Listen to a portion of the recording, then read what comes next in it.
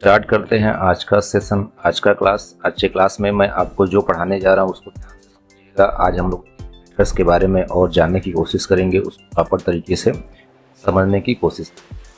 तो सबसे पहले अपने क्या कर सकते हैं, सबसे पहले देखिए आपको ट्रेडिंग व्यू का चार्ट ओपन कर लेना है। चार्ट ओपन करने के बाद यहाँ पे इंडिकेटर्स का ऑप्शन है, इस पर आपको टिकट करना है। लेकिन सबसे पहले क्या अपने पढ़ने जा रहे हैं उसको समझना आपके लिए भी। एक चीज़ मैं आपको बताना चाहूँगा कि जब भी अपने कोई भी चीज़ देखते हैं, जैसे कोई भी स्टॉक क्या होता है, जैसे मान लीजिए एक आपका यहाँ पे स्टॉक चलना शुरू किया और कहीं एक जगह से आकर के वापस से ये नीचे आने की कोशिश करता है, तो यहाँ पे अपने क्या लेके चल सकते हैं कि यहाँ पे जो लाइन अपने ड्रॉ करते हैं ये कहीं न कहीं अपना रेजिस्टेंस का काम करता है। रेजिस्टेंस किसको बोलते हैं कि यहाँ पे सेलर बैठे हुए हैं जो इस स्टॉक को यहाँ से नीचे की साइड ढकेलने की कोशिश कर रहे हैं, वापस से स्टॉक यहाँ से नीचे आने की। अब कहीं ना कहीं स्टॉक नीचे आने के बाद जो है एक बाउंस लेता है, एक बाउंस बैक करके फिर ऊपर जाने की कोशिश करता है इस तरीके से। तो नीचे की जो लाइन आप ड्रॉ करते हैं उसको अपने क्या बोलते हैं, कहीं ना कहीं सपोर्ट बोलते हैं। सपोर्ट मतलब क्या होता है कि यहाँ से डिमांड आ रहा है, या अपने डिमांड या सपोर्ट बोल सकते हैं। यहाँ पे रेजिस्टेंस या सप्लाई जोन बोल सकते हैं, यहाँ से सप्लाई आ रहा है। तो यहाँ से जो डिमांड आ रहा है स्टॉक में, इसलिए ये वापस ऊपर जाने की कोशिश कर रहा है, तो ये अपना सपोर्ट जोन हो जाता है कहीं कहीं। इसको अपने सपोर्ट लेके चलते हैं इस स्टॉक मार्केट का ये थ्योरी। अभी जो अपने इंडिकेटर्स के बारे में, जैसे क्या होता है कि मान लीजिए आपको सपोर्ट और रेजिस्टेंस ड्रॉ करने नहीं आता है, किसी भी फेज में आपको इसको पता नहीं है। आगे जैसे मान लीजिए कोई भी स्टॉक लाइफ टाइम हाई पे है तो उसका अगला रेजिस्टेंस क्या होगा। अगर कोई स्टॉक अपने 52 वीक के हाई को क्रॉस कर रहा है तो उसका अगला रेजिस्टेंस क्या होगा, रेजिस्टेंस कितने फेज में होते हैं। तो इसको हम लोग समझने के लिए एक ऐसा इंडिकेटर्स के बारे में पढ़ेंगे जिसको आपको चार्ट पे सिर्फ सिंपल तरीके से अप्लाई करना है। अप्लाई करने के बाद वो इंडिकेटर्स आपको सपोर्ट और रेजिस्टेंस ऑलरेडी आगे का ड्रॉ करके आपको इस तरीके से दे देगा। कैसे देगा वो हम लोग इस वीडियो में समझने की कोशिश करेंगे। सबसे पहले जब आपने इस इंडिकेटर्स पे टिकट करेंगे, जैसे यहाँ पे अपने आए, यहाँ पे जब क्लिक करेंगे तो आपको सिंपल एक टाइप करना है पिवोट्स, PIVO पिवोट्स। तो पिवोट्स में आपको ये देखने को मिलेगा कि यहाँ पे पिवोट्स पॉइंट्स हाई और लो, और पिवोट्स पॉइंट्स स्टैंडर्ड्स, और pivots extension strategy, pivots reversal strategy, ये आपको 4 फेज यहाँ पे देखने को मिलेगा। तो 4 फेज में अपने कौन से अप्लाई करनी है वो समझ आपके लिए भी इम्पॉर्टेंट है। तो आपको यहाँ पे इस ऑप्शन को अप्लाई करना है अपने चार्ट पे। कौन सी ऑप्शन है ये, सेकंड ऑप्शन है यहाँ पे पिवोट्स पॉइंट स्टैंडर्ड्स को आपको अपने चार्ट पे अप्लाई करना है। इसको अप्लाई करने के लिए आपको यहाँ पे सिंपल 2 तरीके से टिक कर देना है। जब आप इसको क्लिक करेंगे तो इस तरीके से आपके चार्ट पे ये कुछ लाइन ड्रॉ करके आएंगे। अब एक चीज़ आपको समझने की यहाँ पे ज़रूरत है, वो इम्पोर्टेंट चीज़ क्या है।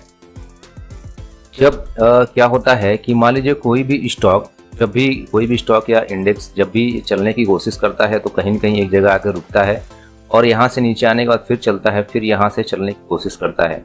तो ये जो आपका फेस है, ये जो रेजिस्टेंस है, तो यहाँ पे अपने क्या लेके चलेंगे, ये जो मान लीजिए यहाँ से स्टॉक चला तो इसको अपने एक सेंटर मान के चलते हैं। ये आपका एक सेंटर हो जाता है। जैसे मान लीजिए ये आपका एक घड़ी है। अब घड़ी में एक बिंदु होती है जिस बिंदु से अपने 3 सुइयां अटैच होती है और ये तीनों सुई अपने अपने दिशा में चलने की कोशिश करती है। तो ये जो बिंदु आपका होता है, इस बिंदु को अपने पिवोट्स पॉइंट्स का मेन बिंदु मानते हैं, इसको P अपने मान के चलते हैं। यानी कि स्टॉक अगर यहाँ पे है तो आपका ये समझ लीजिए बिंदु के आसपास ये स्टॉक ऑलरेडी पड़ा हुआ है। अब मान लीजिए स्टॉक यहाँ से चल करके यहाँ आता है और यहीं से फिर वो गिरने की कोशिश करता है नीचे आकर के, और नीचे आता है तो फिर यहाँ से जो है बाउंस करता है स्टॉक। तो यहाँ पे जो आपका होता है तो ये आपका क्या होगा, R1 यानी कि रेजिस्टेंस होता है, और ये आपका सपोर्ट होता है। अब ये मान लीजिए स्टॉक इसको ब्रेक करके ऊपर निकलता है और वापस से कहीं आकर के फिर एक ऊपर ब्रेक करता है। तो जो यहाँ पे रेजिस्टेंस का काम कर रहा था इसको अपने सपोर्ट 1, सपोर्ट 2, सपोर्ट 3 के नाम से नीचे भी ड्रॉ कर सकते हैं। और जो ऊपर आप देख रहे हैं उसको R1, R2, रेजिस्टेंस 1, रेजिस्टेंस 2 के फेस में भी इसको हम लोग ड्रॉ कर सकते हैं। तो इसको हम लोग R1, R2 और R3 करके इस तरीके से देख सकते हैं, और इसको सपोर्ट 1 यानी कि S1, S2, S3 करके अपने इस तरीके से देख सकते हैं। अब इसको हम लोग चार्ट के माध्यम से समझने की थोड़ी सी कोशिश करेंगे, जानने की भी। तो यहाँ पे चार्ट के माध्यम पे अपने जैसे इसको अप्लाई किए तो आपको क्या मिला, यहाँ पे देखने को कुछ चीज़ें मिल रहा है जो आप इसको ध्यान से समझिएगा, समझना आपके लिए इम्पोर्टेंट है।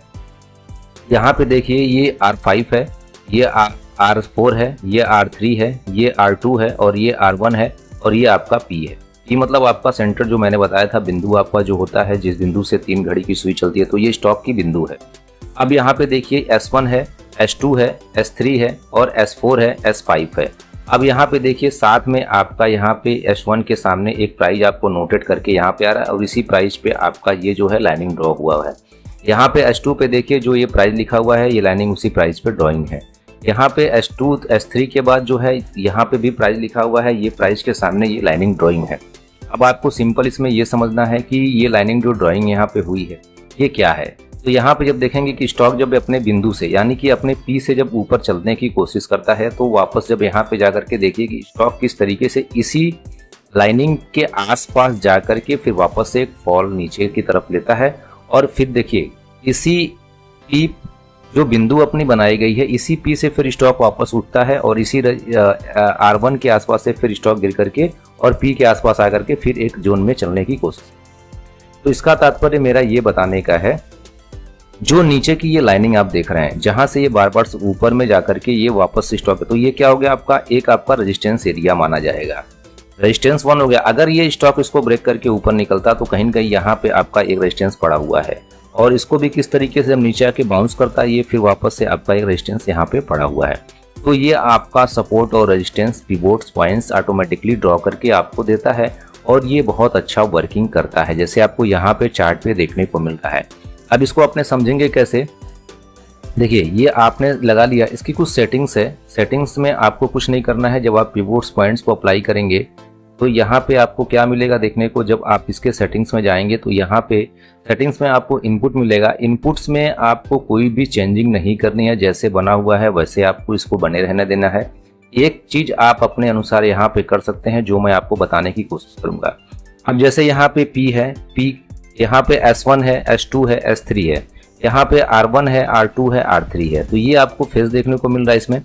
इसमें आप एक चीज कर सकते हैं कि यहाँ पे जो कलर है इसका कलर अपने अनुसार यहाँ पे चेंज, जैसे P का कलर अगर आप चाहें तो यहाँ पे जैसे यहाँ पे ग्रीन रख सकते हैं। तो यहाँ पे जब ग्रीन इसको करेंगे इस तरीके से देखिए जो ये P का कलर है ये कहीं न कहीं आपको यहाँ पे ये देख रहे हैं यहाँ पे ये ग्रीन होके आपको दिखने की कोशिश कर रहा है।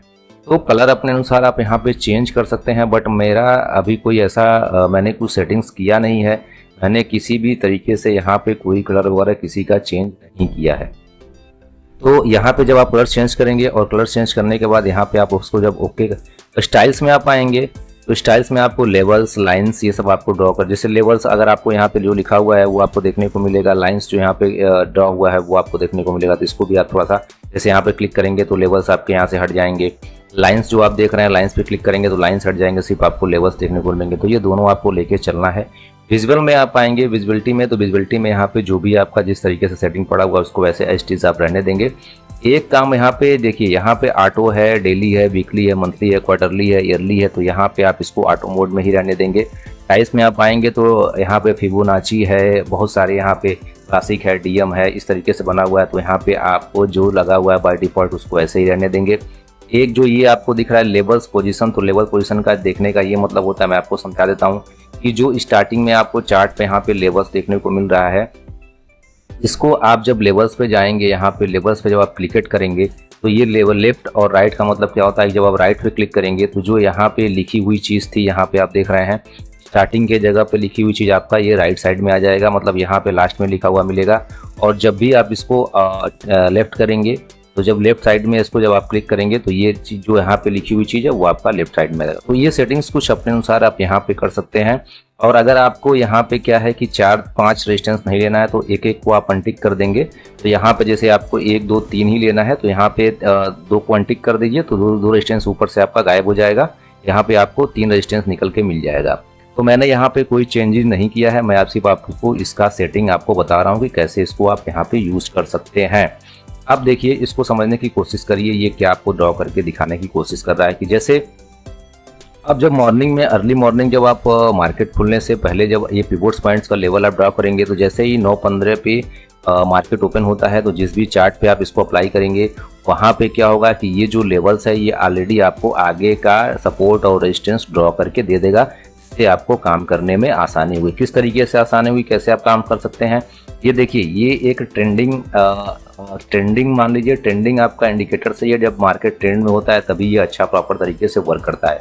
अब आपको देख लीजिए ये निफ्टी का चार्ट है, निफ्टी का चार्ट पे 5 मिनट के हैं, पीछे का जो डेटा भी यहाँ पे क्लोज हुआ है उसको अगर हम एनालिसिस करें तो यहाँ पे देख सकते हैं कि इसी लाइन के आसपास से सपोर्ट लिया और रेजिस्टेंस अपना जो बना हुआ है यहाँ पे 24,152.85 का, इसी लाइन से कहीं ना कहीं ये स्टॉक जो है बार बार इसको ब्रेक करने की कोशिश कर रहा था और ब्रेकआउट नहीं किया। यहाँ पे आप देख सकते हैं तो आपको एक शूटिंग स्टार टाइप का कैंडल मिला इस पे रेजिस्टेंस पे, और यहाँ पे ये देखिए स्टॉक किस तरीके से फॉल में आया।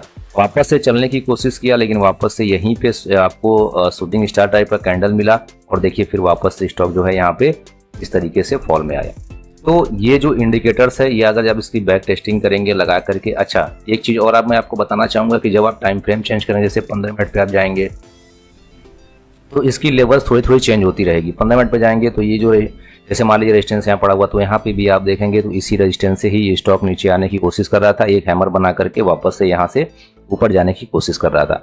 और देखिए किस तरीके से लेवल टू लेवल ये काम करता है। वापस से इसका ब्रेकआउट आता है, फिर रिट्रेसमेंट होता है, फिर ये स्टॉक चलने की कोशिश करता है। फिर देखिए जब इसकी ब्रेकआउट हुई, इसकी ब्रेकआउट हुई, इसकी ब्रेकआउट हुई, इसकी ब्रेकआउट हुई, तो ये लेवल टू लेवल बहुत अच्छा वर्क करता है। जब आप अलग अलग टाइम फ्रेम पे जाएंगे, जब आप इसका एनालिसिस करेंगे, कुछ दिन अपने पास इसको प्रैक्टिस करेंगे तो आपको ये लेवल्स में आने की कोशिश करेगा।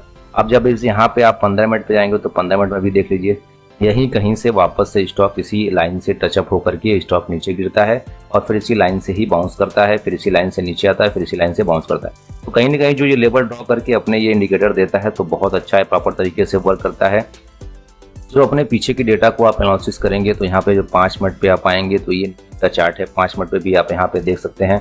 पीछे की डेटा में भी आप देख सकते हैं कहीं ना कहीं इसी लाइन से ही ये बाउंस कर गया। वापस से इसका ब्रेकआउट आने के बाद रिट्रेसमेंट यही हुआ और फिर देखिए किस तरीके से फिर वापस से इस लाइन पे यहाँ पे आने के बाद देखिए फिर स्टॉक इसी लाइंस के आसपास आकर के फिर एक अच्छा खासा बाउंस करता है और इसी रेजिस्टेंस एरिया 1 से ही अपने स्टॉक जो है डाउन ट्रेंड में आने की कोशिश करता है। जब पीछे की डेटा को देखेंगे तो देखिए ये वाला रेजिस्टेंस अपना जो रेजिस्टेंस एरिया था 23,613 का, तो यहाँ पे स्टॉक करीब 2 बार यहाँ पे लड़ा, तीसरी बार जाके इसका ब्रेकआउट आया और फिर देखिए स्टॉक में एक अच्छा खासा मूव आपको देखने को मिला। वापस से जो रेजिस्टेंस अपना 2 पड़ा हुआ था वहीं से फिर स्टॉक जो है उसी के आसपास कहीं न कहीं चलने की कोशिश कर रहा था। वापस से जब ब्रेकआउट आया तो ये अपने सपोर्ट में कन्वर्ट करके और वापस से इसी लाइन से भी ये स्टॉक चलने की कोशिश कर रहा था। तो मैं आपको सिंपल ये समझाने की कोशिश कर रहा हूँ कि जब भी आपको सपोर्ट और रेजिस्टेंस ड्रॉ नहीं कर सकते हैं, अगर नहीं आपको आता है, इजी वे में अपने चार्ट पे इसको अप्लाई कर सकते हैं और ये आपका जब मार्केट ट्रेंड में रहेगा तो बहुत अच्छा काम करेगा। अभी ये निफ्टी का चार्ट है, मैं आपको बैंक निफ्टी का भी चार्ट पे एनालिसिस करके दिखा देता हूँ।